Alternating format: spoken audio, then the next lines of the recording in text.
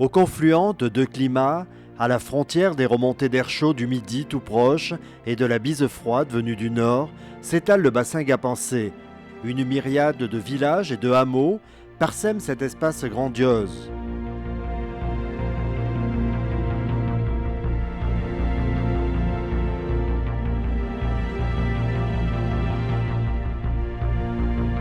L'agriculture se maintient et les paysages façonnés par l'homme donnent des panoramas verdoyants.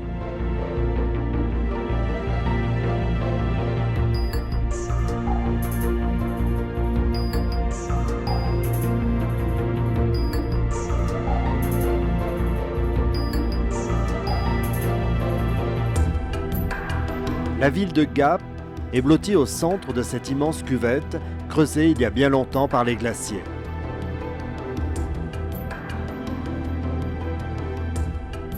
De 15 000 habitants dans les années 60 à environ 40 000 aujourd'hui, la population de la préfecture des Hautes-Alpes ne cesse de progresser.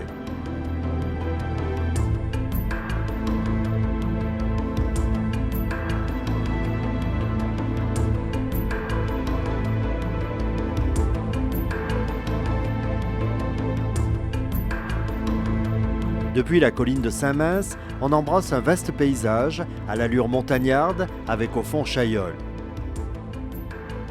Les hauts sommets ne sont pas loin et près de Romette, il n'est pas rare de voir débarquer les aigles, venus du massif des Écrins à la recherche de proies dans les poulaillers. C'est cette aventure qu'ont vécu de jeunes romettines. Et t'as vu ces plumes? Elles ont du marron, du noir, du blanc et un peu de gris des fois. Ce jour-là, l'aigle gourmand n'a pas pu redécoller de l'enclos pour le bonheur des yeux des enfants qui ont pu ainsi voir de près cet oiseau mythique. C'est que c'est son bec qui est comme ça. Mais rassurez-vous, après un séjour de repos, l'aigle sera relâché et pourra à nouveau survoler les hauteurs de Romette.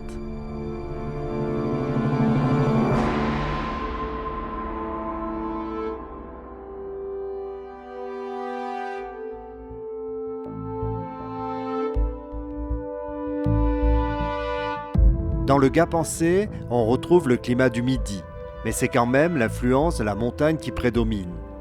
Avec cette convergence climatique, les pentes des différents massifs offrent dès le printemps une flore unique en Europe. C'est le cas notamment dans le secteur de Glaise, où les fleurs poussent à profusion dans une grande diversité. Luc Garot est botaniste. Il étudie cette flore aux couleurs si intenses et variées. Mon travail de botaniste, c'est de faire l'inventaire le plus précis possible de la flore sauvage. Alors ici, je me trouve dans un sous-bois où il y a du lys martagon là devant moi et je vais essayer, parce que c'est une plante qui est rare, de faire l'inventaire de la population, savoir est-ce qu'elle est vraiment rare, combien il y a de pieds, les compter pour savoir quelles sont les causes de sa régression ou de sa progression pour tout mettre en place pour la préserver. C'est un travail très très long à faire et très rébarbatif, mais n'empêche que c'est indispensable pour comprendre la végétation et comment la préserver après.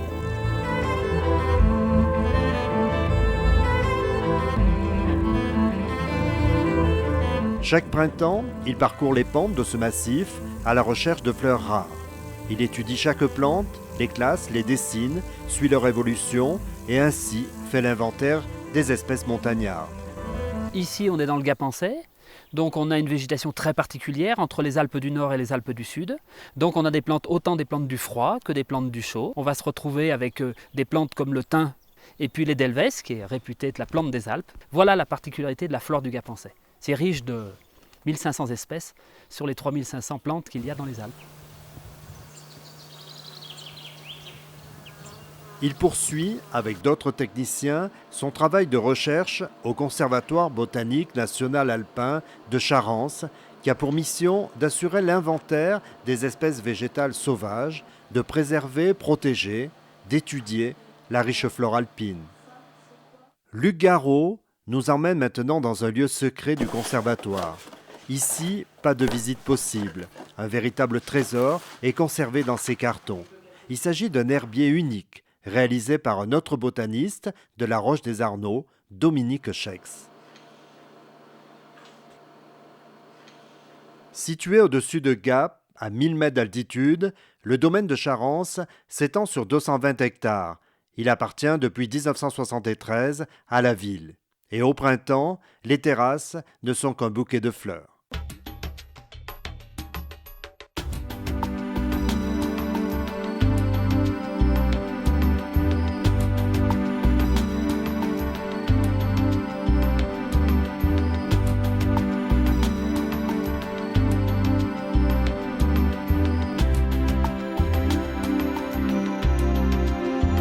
D'ici, la vue s'étend vers les sommets alpins. Le château fut résidence d'été des évêques de Gap et maintenant siège du parc national des Écrins.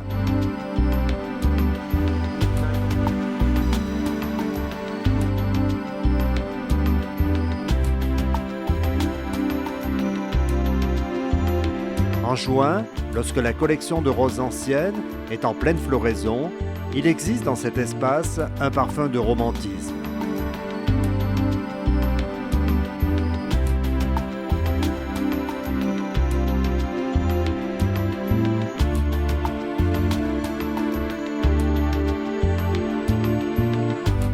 Ces roses, cultivées là, sont conservées pour les générations futures et nous font remonter jusqu'au XIVe siècle. Des visites sont organisées pour connaître les roses. Et il en existe une créée spécialement, la rose de Charance. Elle étale sa couleur étonnante dans le jardin en terrasse. Est-ce que c'est une variété ancienne? C'est un rosier qui a été créé il y a une dizaine d'années, moins de 10 ans. Donc avec les parents Comte de Chambord et Magenta, ce sont les deux parents de la rose. À quelques centaines de mètres du château se situe la ferme de Louis Lesbros, installée sur ces hautes terres de Charance depuis des générations.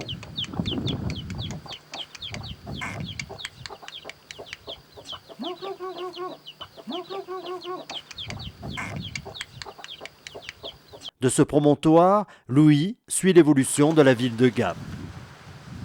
Gap a évolué. On a vu notre temps, on a vu le Charmassa, on a vu les menuiseries françaises, on a vu la tuilerie des Alpes, et puis on a vu Val-Isère qui occupait beaucoup de dames. C'était une toute petite ville, c'était un gros village. C'était un gros village et maintenant ça s'étend jusque là-bas, du côté de la Luye, du côté de Romette, du côté de Rambaud, du côté de Charance aussi. C'est immense maintenant, oui, ça nous dépasse. Gap s'étale dans le sens est-ouest, ouverte vers le sud, dominée au nord-est par une ronde de sommets. Gap, capitale des Alpes du Sud, est une ville fleurie, appréciée pour sa douceur de vivre.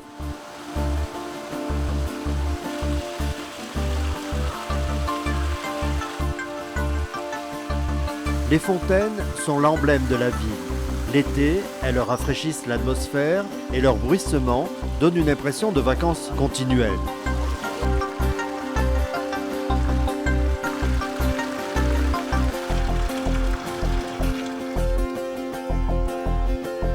Le cœur de la ville est sillonné de places, rues, ruelles où l'on peut flâner tranquillement. Ici, le piéton est roi.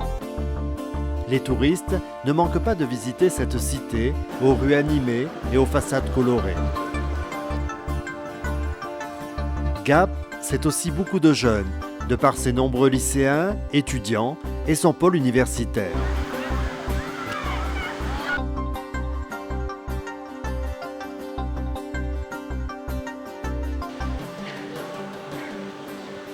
Les légionnaires romains font de Vapincomm au Moyen Âge. En 1550, cette cité médiévale est alors entourée de remparts. Il y avait à l'époque 3000 habitants. En 1815, un événement marqua la ville, le passage de Napoléon de retour de l'île d'Elbe. Jean-Pierre Hérault connaît particulièrement bien l'histoire de la ville. Il peut en raconter des épisodes importants. Nous voici arrivés devant le grand séminaire de Gap qui a fonctionné de 1735 à la Révolution. Et il se trouve que l'évêché de Gap ayant été supprimé, l'évêque de Digne était en même temps évêque de Gap. Et dans son roman Les Misérables, Victor Hugo a pris comme modèle l'évêque de Digne et donc de Gap, Monseigneur Miolis, pour en faire Monseigneur Myriel, qui a reçu Jean Valjean, et en remerciement de son hospitalité, Jean Valjean lui a pris son argenterie. En 1823, l'évêché de Gap ayant été reconstitué, Monseigneur Arbeau a remodelé tout ce bâtiment. Les armoiries de Monseigneur Arbeau sont fixées sous un balcon de ce grand séminaire. Ces armoiries représentent un arbre, Arbeau, arboriculteur, arbre, c'est symbolique.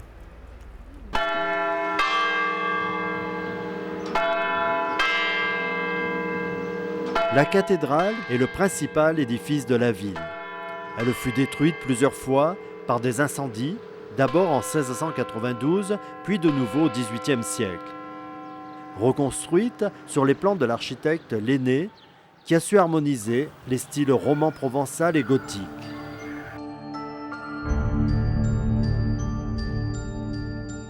Un autre bâtiment impressionnant, la Providence, qui garde dans ses sous-sols quelques surprenants vestiges du passé.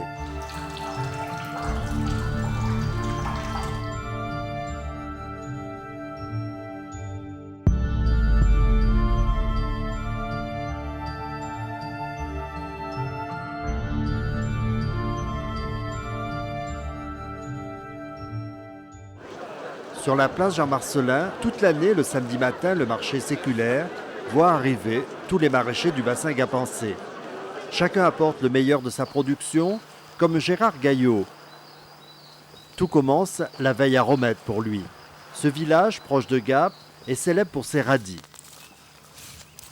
Est-ce le terrain, le climat, l'eau ou le savoir-faire des Romettains? Mais depuis des générations, on fait pousser ici les rabanettes et beaucoup d'autres légumes.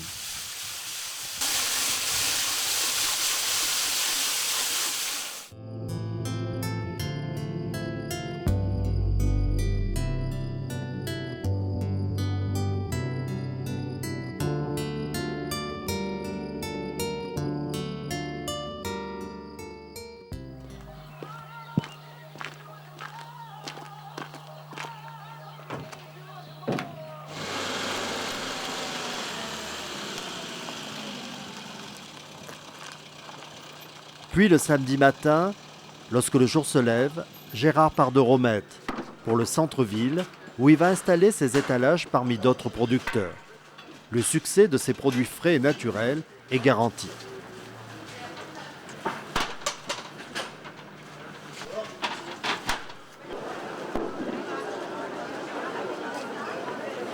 J'espère que c'est aussi bon parce que quand j'étais petite, j'étais à Romette, moi. On va se régaler.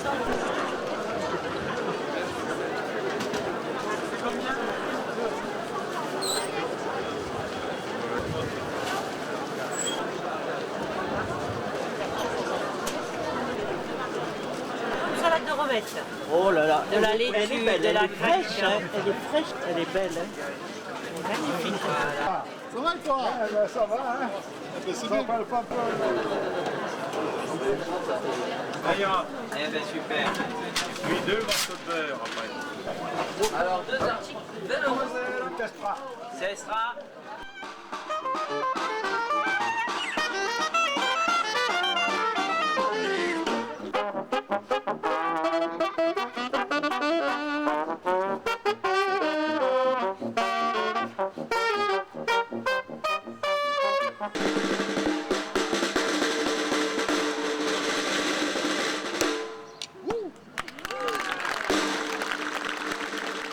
L'aspect culturel à Gap est partout.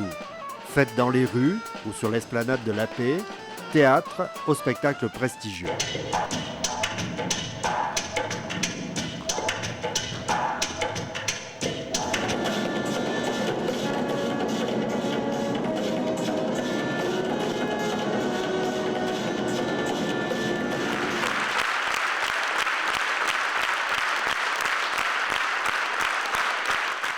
Tout l'été, la cité s'anime et le soir, certains lieux offrent une ambiance musicale, comme dans ce bar place Jean-Marcellin.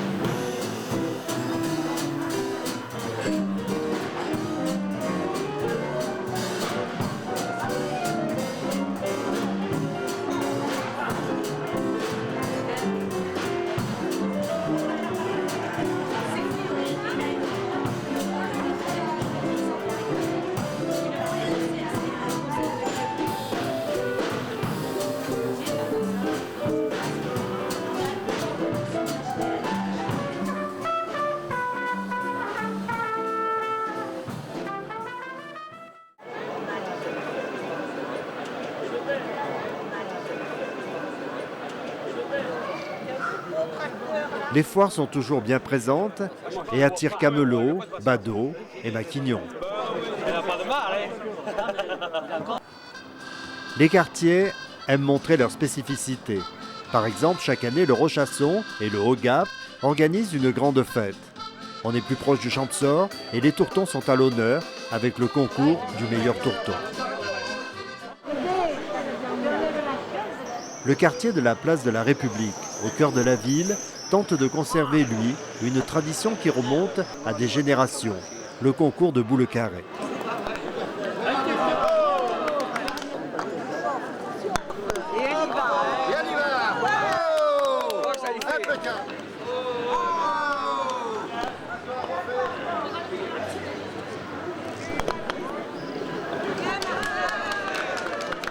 On a gagné 13-9 et ils n'ont pas fait un pli. Hein. C'était vraiment des jeunes. Hein.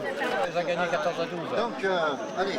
Les Gapençais se sont fâchés et sans se faire de la bile ont répondu d'un air malin. Si Paris est une capitale, aussi nous répétons les joyeux nous chantons.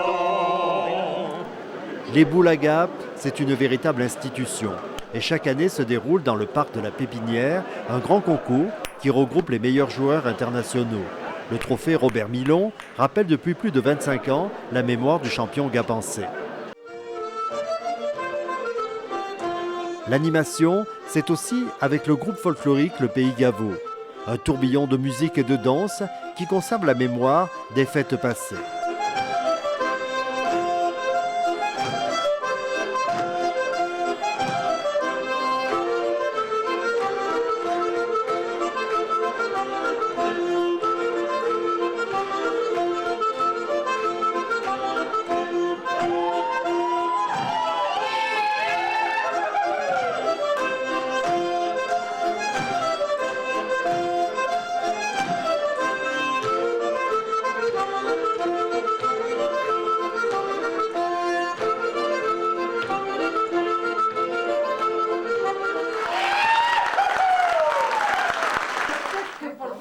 Il sera fini, mais ce n'est pas sûr.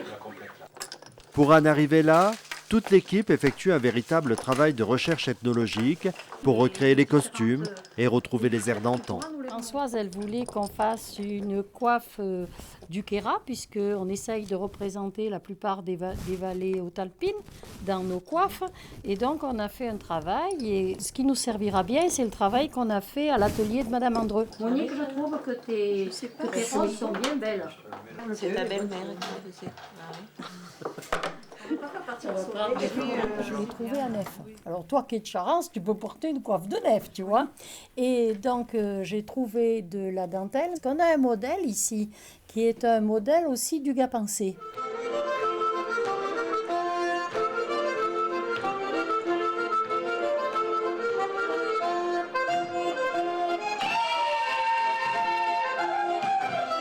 Les spectacles sont à la hauteur du travail du Pays Gaveau, qui est devenu une véritable institution.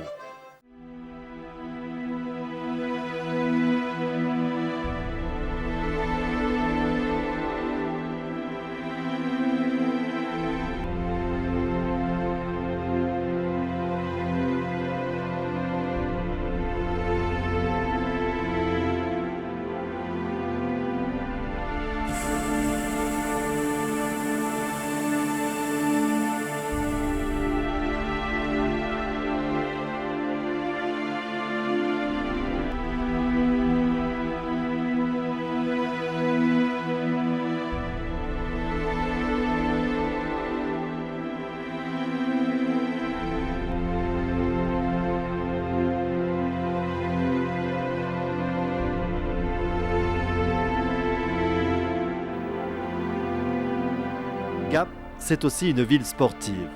On y trouve toute une panoplie d'activités de plein air, histoire de se bouger et de respirer le grand air de la montagne dans la fameuse ceinture verte qui entoure la ville. Cette ville est très prisée par les amateurs de vélo. Depuis le siècle dernier, le Tour de France y fait régulièrement étape. Philippe David de la Fuente retrouve le podium et le maillot à 3 de meilleur grimpeur. René McEwen, félicité au classement général. Oscar Ferrero, le bouquet jaune. Le VTT est lui aussi très adapté à ce relief montagneux. Le circuit des balcons du Gap-en-C, qui longe notamment le canal d'irrigation, est bien adapté aux sportifs. Et les plus téméraires se piqueront une petite descente, histoire de se griser de vitesse rafraîchissante.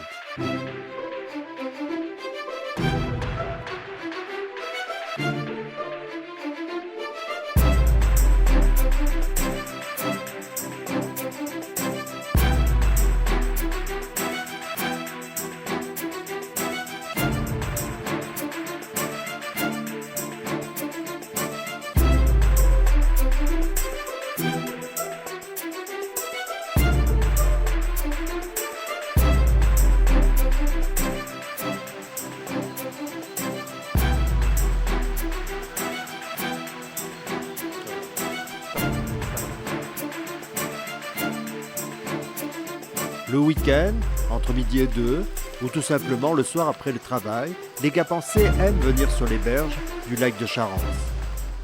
Les golfeurs ont eux aussi leur espace sur le splendide plateau de Bayard. Le site offre un des plus beaux golfs de montagne d'Europe.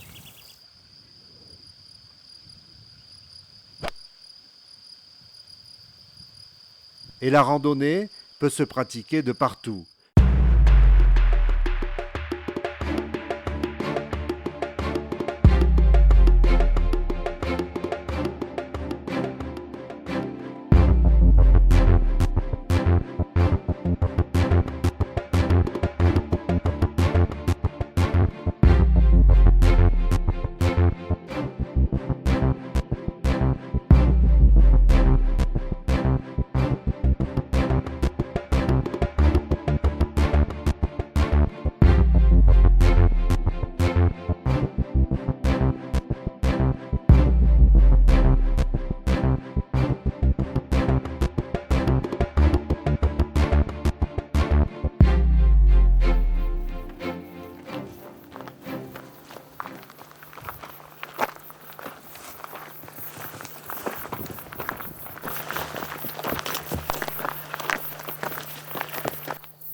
Gap et l'ensemble des communes du bassin Gap-en-C mettent à la disposition des sportifs des sites équipés.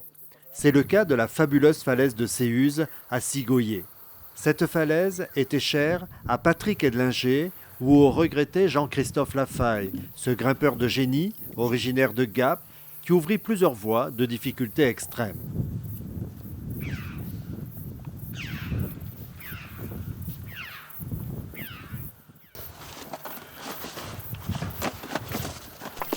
Bon alors Nico, toi qui découvres la falaise de Séuse, ah, c'est classe, hein. C'est super beau. Hein. Ouais. Ça vaut le coup. Hein. Ah ouais. Moi je viens tous les ans, je m'en lasse pas. C'est vraiment sympa. Voilà, donc en fait on est là, Nico, on va faire la voie là qui commence sur ce bloc. Donc ça correspond à Super Mario, donc un 6B. Pour s'échauffer tranquillement. Ok, bah très bien. Voilà. Ça a l'air chouette.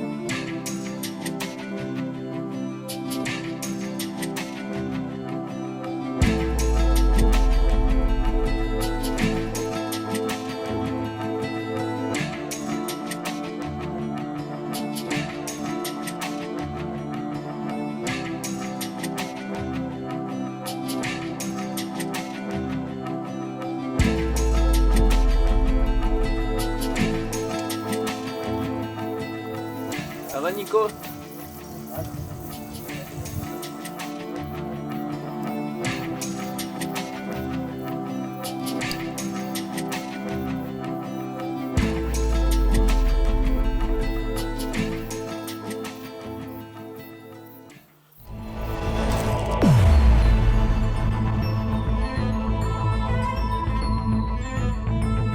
Mais pour faire le grand saut, mieux vaut venir à l'aérodrome de Gap-Talar. 50 secondes de chute libre à 200 km/h et l'adrénaline est au rendez-vous.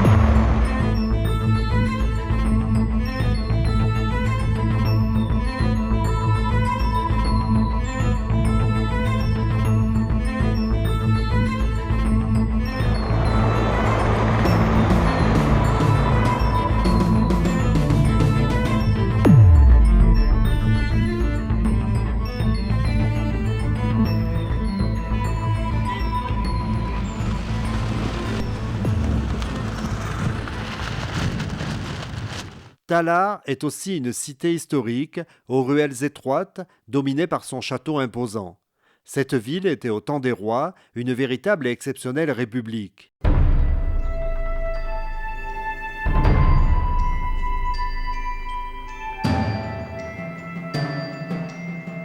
Son château date du XIIIe siècle, mais ce n'est qu'au XIVe siècle qu'Arnaud de Trian créa véritablement l'imposante forteresse qui sera agrandie au XVIe siècle par Bernardin de Clermont.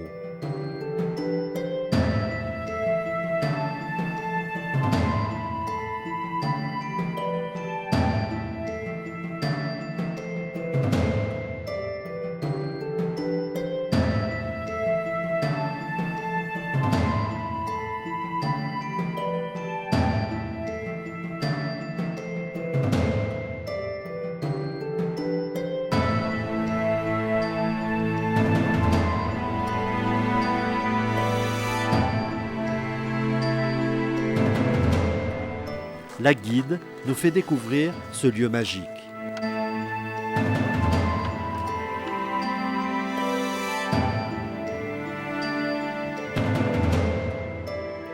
Alors devant vous, la façade de la chapelle du château, donc de style gothique flamboyant, qui est en pierre de Guillest. J'attire votre attention sur le petit ange, là, vous voyez, ce petit ange qui tient dans ses mains les blasons de la famille Clermont. Les révolutionnaires sont venus casser les blasons. Cet ange a résisté donc au marteau des révolutionnaires.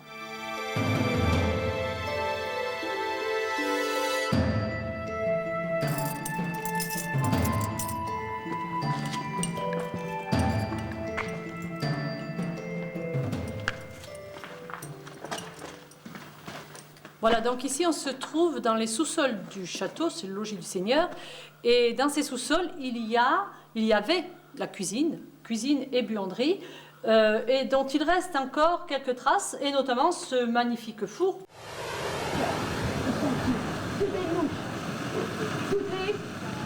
L'été, le château revit comme autrefois. Grâce à plusieurs animations ou spectacles, alors l'atmosphère des lieux envoûte immanquablement le visiteur.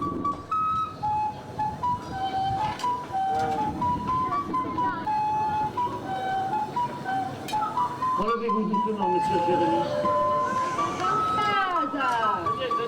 Place à la base.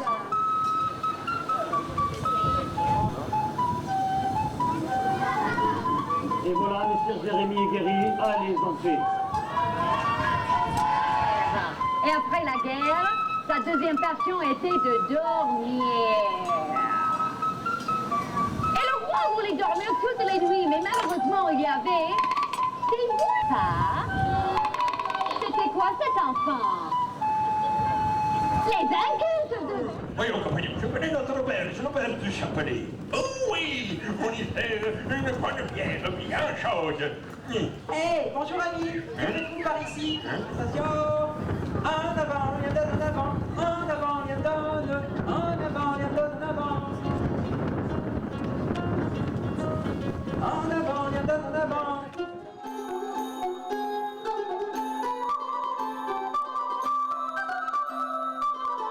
Au cours de l'été, 2 grands spectacles, son et lumière, avec pour thème l'histoire du château, sont proposés au public.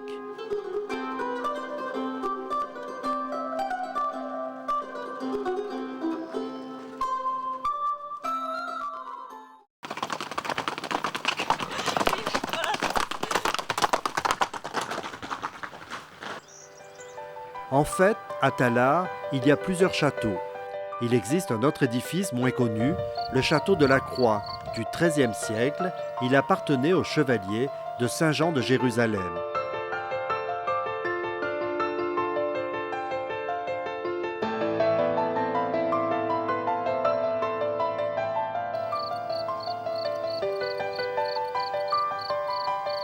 Le Val de Durance est réputé pour la douceur de son climat.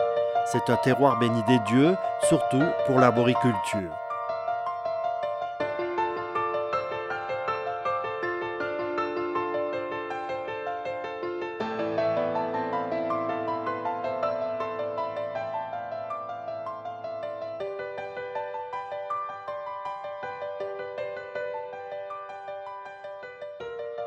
Le village de la Solse a gardé son charme malgré la poussée démographique.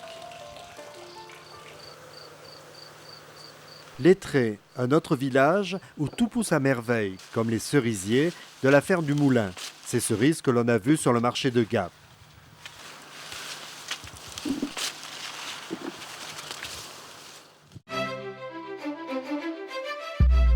À Vitrolles, Lardier et Valença, Esparon et Barcelonnette, le climat change encore. La chaleur est plus accentuée, surtout l'été. Les montagnes sont encore bien présentes, comme en témoigne le pic de Crigne. Mais la Haute-Provence est toute proche. Les chants des cigales envahissent les coteaux et la lavande s'étale sur les pentes embaumantes.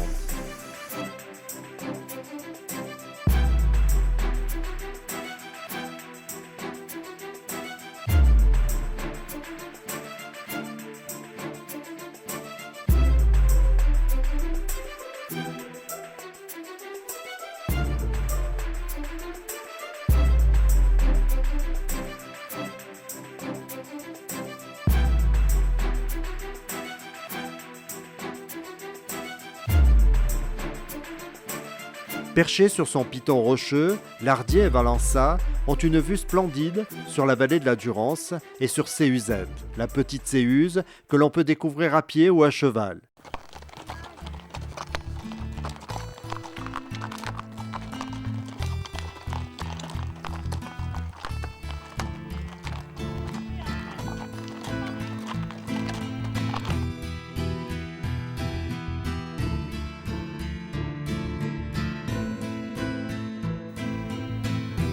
Avec les chevaux des écuries de Céhuse, le bonheur est de partir le matin vers cette montagne.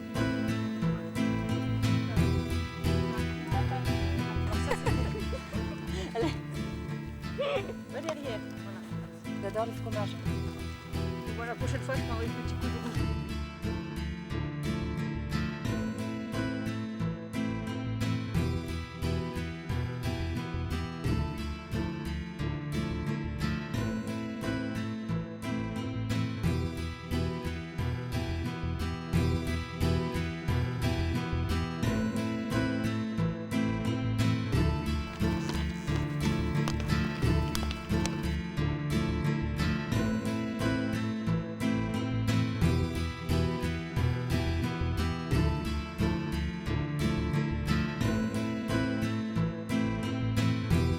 Tout, vue magnifique. Donc le Chaillol là-bas. De ce promontoire, on a une vue d'ensemble sur le Gapençais et les villages alentours. Château vieux, bien exposé. Venterolles de l'autre côté de la Durance. Jarjaille, surmonté des ruines de son château. Plus proche, Fouillouse. Sigoyer, au pied de la montagne de Céhuse, une vaste terre agricole très bien exposée.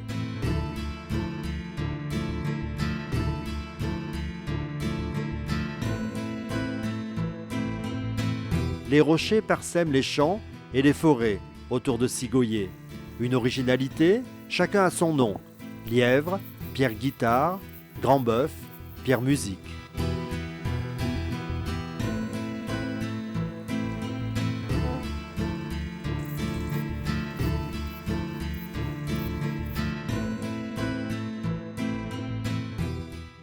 Le soir, les habitants de Sigoyer aiment se retrouver chez le bar Muret pour jouer à la moune. J'ai passé un an. Allez, moi je vais surtout que la Charente, Ah, je vais couper, C'est bon pour moi. Moi aussi, je ne voulais pas crier. Ah ouais.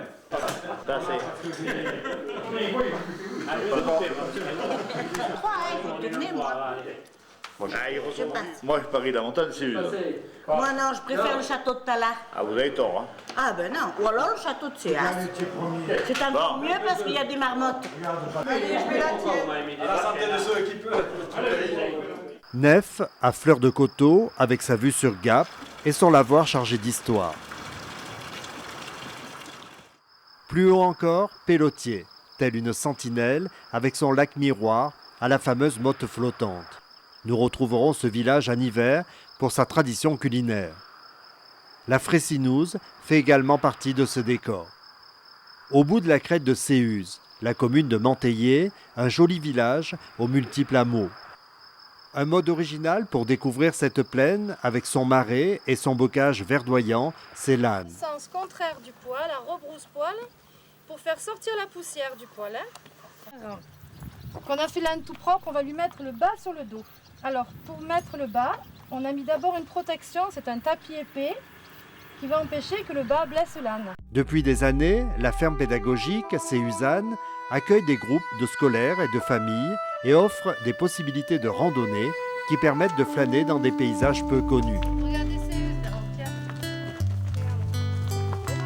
On voit les cascades.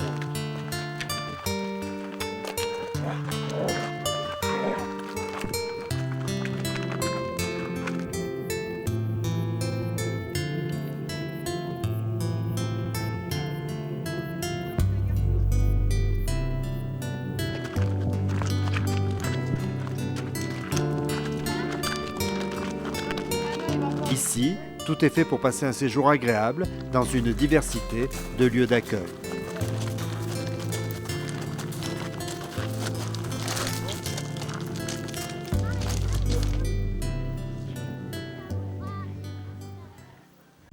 Manteillé propose chaque été des animations originales comme cette fête médiévale où chacun peut revêtir un costume d'époque et vivre une journée historique.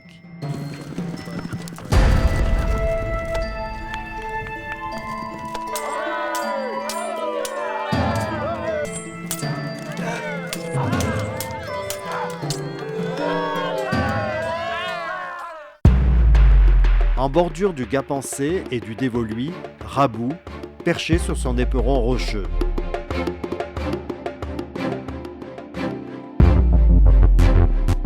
La Roche des Arnaud, ce village proche de Gap, voit sa population en pleine expansion, car beaucoup d'habitants ont fait le choix de travailler à la ville et de vivre à la campagne.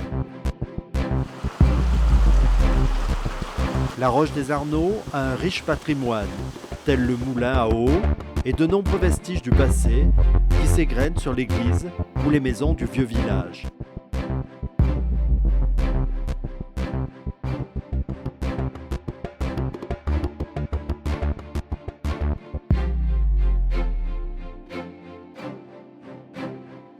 On découvre aussi à la Roche des Arnaud un vaste territoire de montagne en direction du pic de Bure. Conode, Matachar, l'abbaye de Berthaud sont des lieux de forêt dense. Pierre Parra, un ancien cadre de l'ONF, a sauvegardé ce patrimoine forestier rochois. Il a construit seul et bénévolement un ancien pylône, restauré 2 autres et reconstruit la cabane de bûcherons câblistes.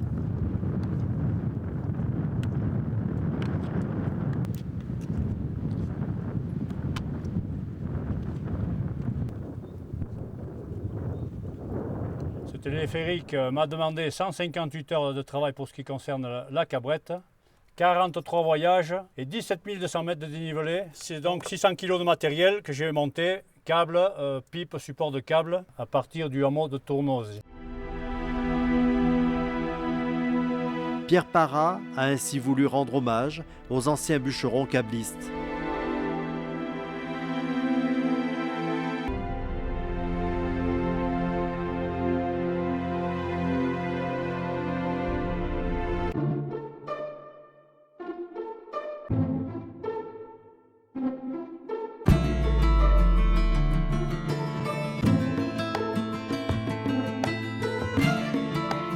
Le Gap-en-Sée, c'est également la partie est qui s'étale de la Bâtie-Neuve à Chorges jusqu'à la vallée de l'Avance.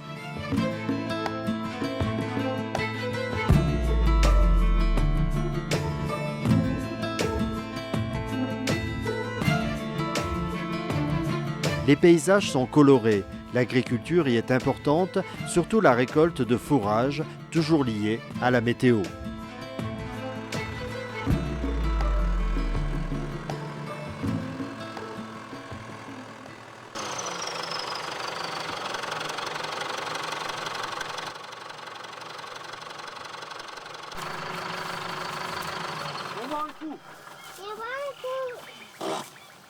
Oh, dis donc, et tu en as mangé, toi? Tu en as mangé, ma petite chérie?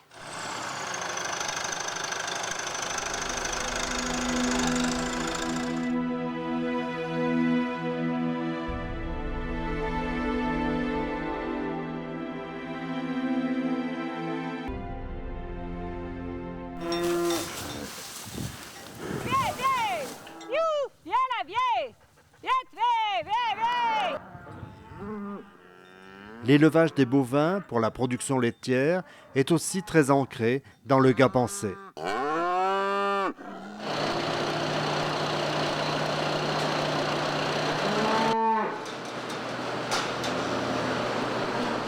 À la Moutouze, la ferme Clavel élève des vaches allaitantes et des veaux sous la mer.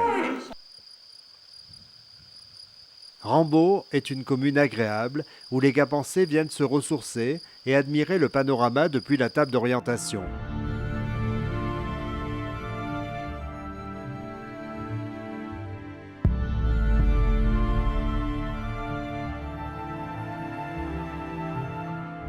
Oui, mon fils m'a dit que c'était la dernière année. Voilà.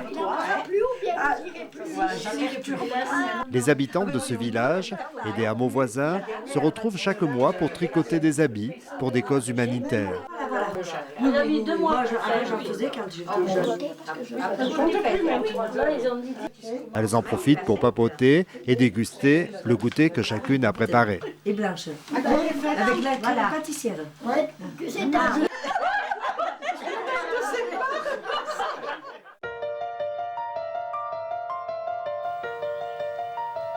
À Rambaud, dans les bosquets remplis de fraîcheur, le muguet pousse en abondance, mais à partir du 1er juin seulement.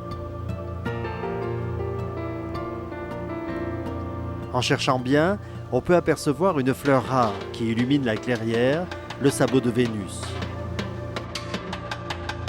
En face, la Rochette et son célèbre chapeau de Napoléon, à 1426 mètres d'altitude.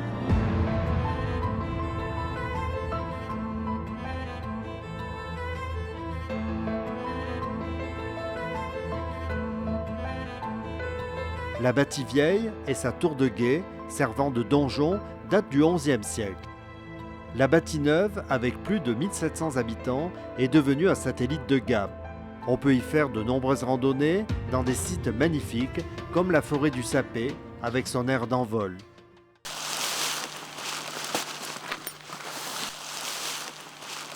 Après son travail d'agriculteur, Gilles Bonafou a une passion, voler avec son parapente.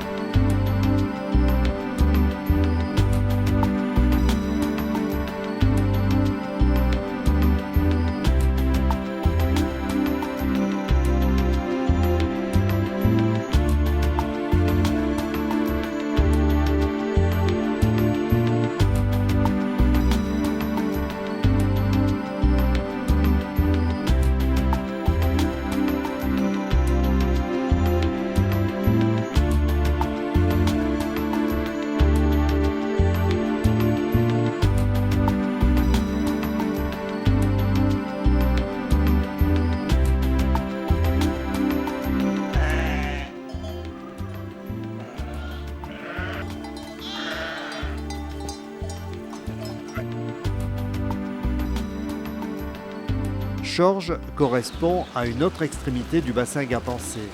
La cité Caturige abrite un patrimoine important, comme les fontaines de la place du Marché ou celle de la place Lesdiguières, construite en 1548 avec le marbre rose des aiguilles de Chabrières. Au centre du bourg, l'église Saint-Victor, classée monument historique, date du XIIe siècle. Chorges a une situation privilégiée avec les montagnes proches et les plages agréables au bord du lac de Serponçon. Les vacanciers viennent nombreux l'été pour profiter de cet environnement idéal. C'est ici que l'on retrouve la seule usine d'embouteillage d'eau alpine produisant de l'eau de source venue de la montagne des Écrins.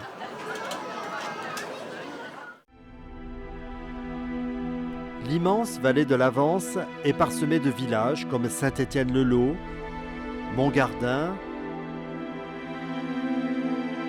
Avançon ou Valserres, paradis de la vigne et des cyclistes partis à l'assaut du col de la Sentinelle.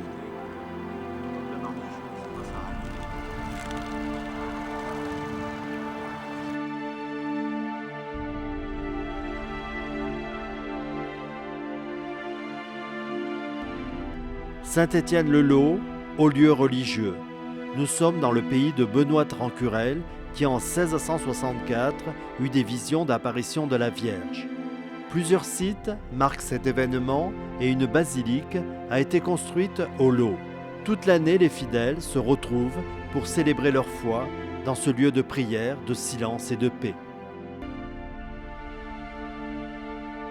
Un autre lieu de silence, le site de Chaudun.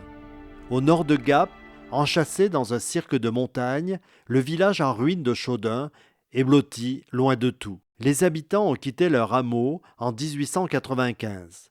Aujourd'hui, cet immense territoire appartient en grande partie à la vigne de Gap. Il est géré par l'Office national des forêts et essentiellement voué au pâturage des bovins.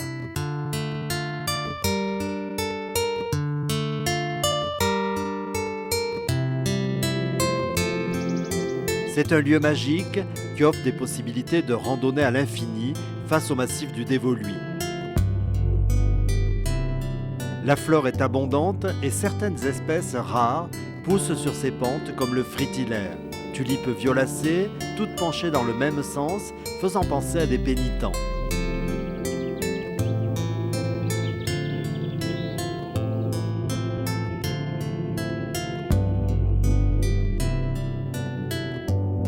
La faune est bien présente, notamment les mouflons. Pour les voir, il suffit de suivre le chemin de ronde.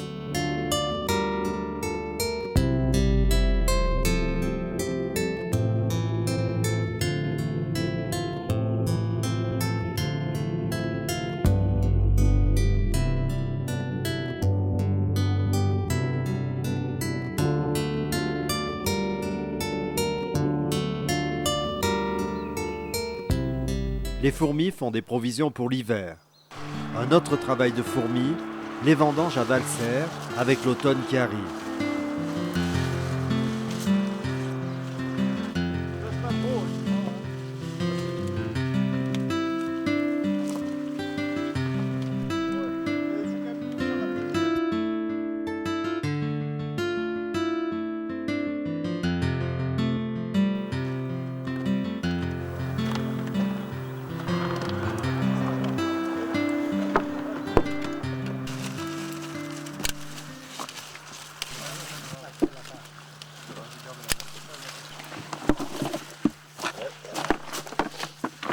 C'est qu'on y a mis de l'engrais ou pas d'engrais? Il faut faire un petit coup après.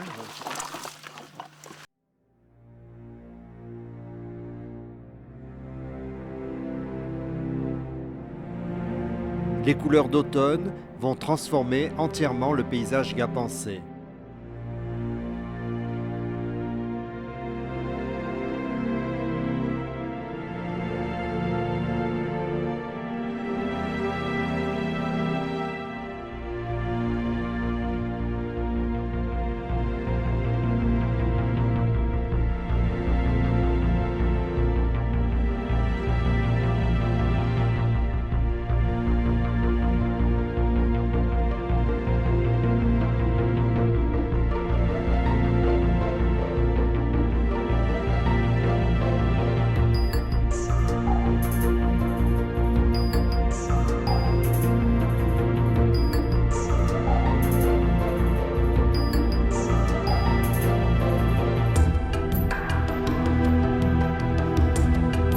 Mais tout a une fin, et l'hiver offrira d'autres perspectives à ce territoire des Alpes du Sud.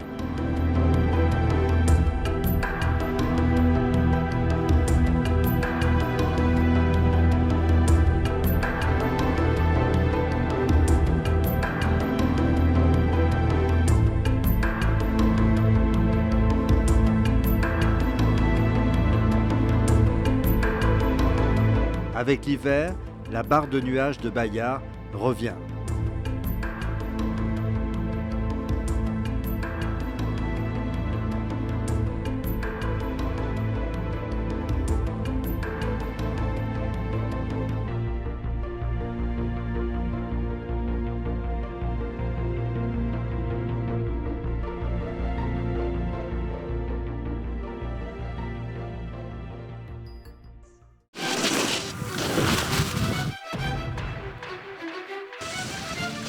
La station de Séhuse a repris de l'activité.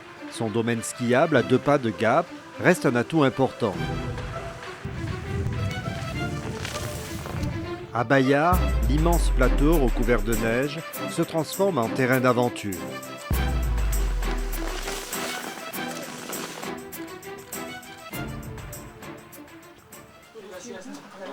Le sport maître à Gap, c'est quand même le hockey sur glace, une véritable religion. Les équipes ont souvent défrayé la chronique pour leur qualité de jeu.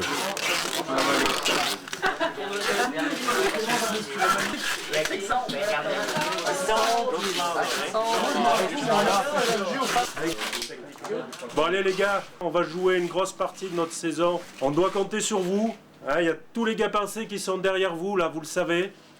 Et il faut pas qu'on les déçoive. Alors je compte sur vous.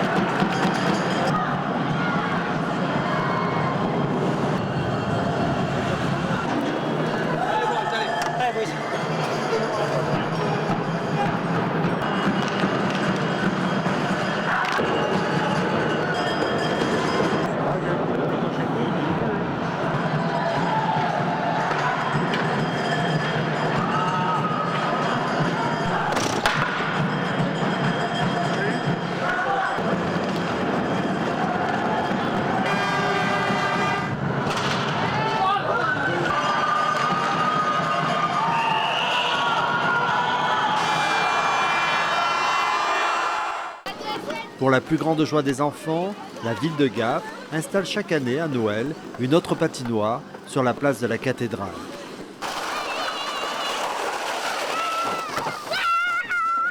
Lorsque le soleil disparaît derrière les crêtes, une balade en raquette permet de goûter au silence du plateau de Séhuse et de se réchauffer dans un igloo.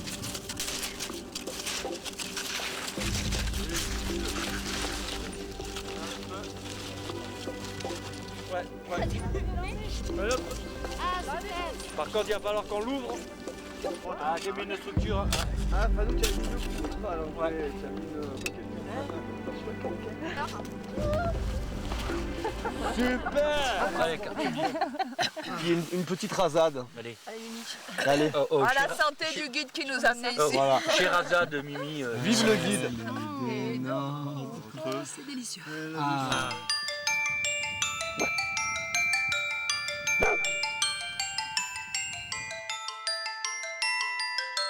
Noël est pour la ville l'occasion de devenir une véritable crèche.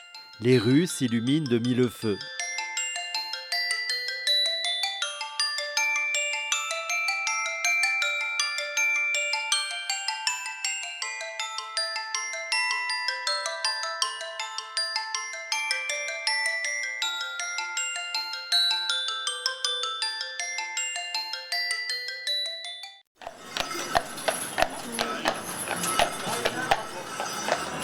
Le marché de Noël, sur l'esplanade de la Paix, enchante petits et grands.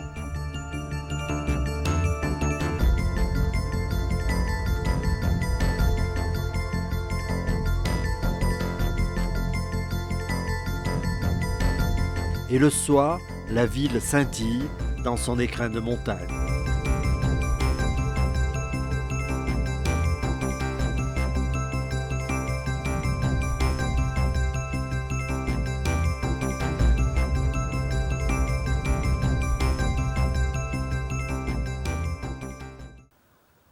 À Pellotier, en plein hiver, lorsque le lac est gelé et que la bise souffle sur les crêtes de Séuse, les habitants se retrouvent pour une fête culinaire traditionnelle.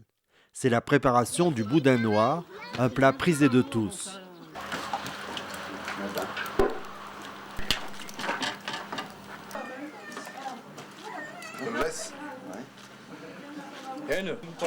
Lorsque l'eau du chaudron séculaire est en ébullition, les boudins sont mis à cuire comme au bon vieux temps. Oh, on les fait dévirer là.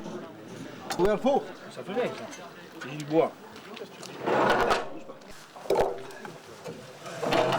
Allez. Sens tes doigts quand même, Christian. Coupe les doigts. Je suis pas un spécialiste moi, du couteau. Alors avec ça, on va mettre un peu des pommes et un peu des pommes de terre rissolées. Après l'effort, le réconfort. Ah, mais ça finit bien. Tout le village et de nombreux Gapençais participent à cette tradition qui remonte à la nuit des temps. Ils n'hésitent pas à affronter le froid et la neige pour venir passer un bon moment dans une ambiance très conviviale.